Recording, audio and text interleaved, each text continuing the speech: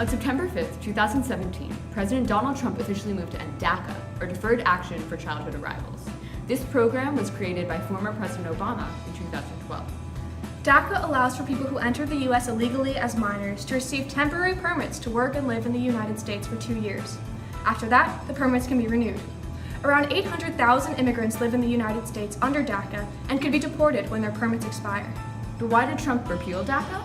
In an official statement, the president said that the enactment of DACA was an executive overreach by former President Obama. The vast majority of DACA recipients are from Mexico and Central America, but with applicants from all over the world.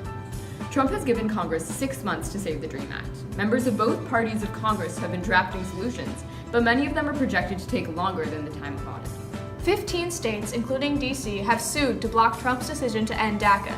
They believe that the actions made by the president have violated the Equal Protection Clause in the Constitution by targeting a program that is around 80% Mexican recipients.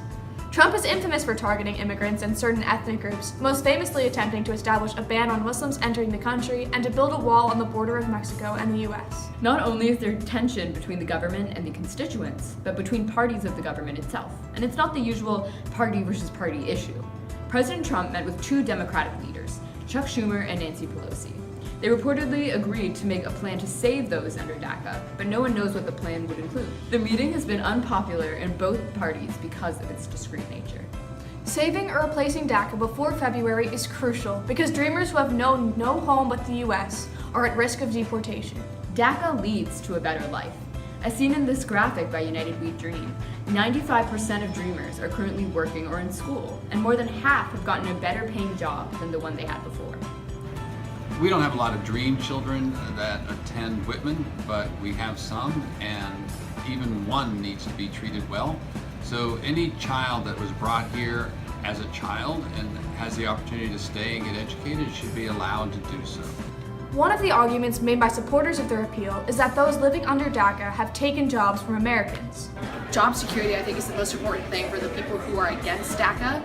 And that is a really valid argument for Americans. Like, aren't we supposed to put America first? This is a concern for many people across the country. However, research by the Cato Institute shows that there's already a worker shortage, and this repeal would further the problem. And this isn't the only economic drawback the U.S. would face. The federal government is projected to lose around $60 billion in tax revenue after the repeal. So, what can you do? To defend DACA locally, consider attending a protest or donating to campaigns such as United We Dream, or even call a representative. Suggested talking points for these calls to congressmen can be found on nextgenamerica.org or nwirp.org.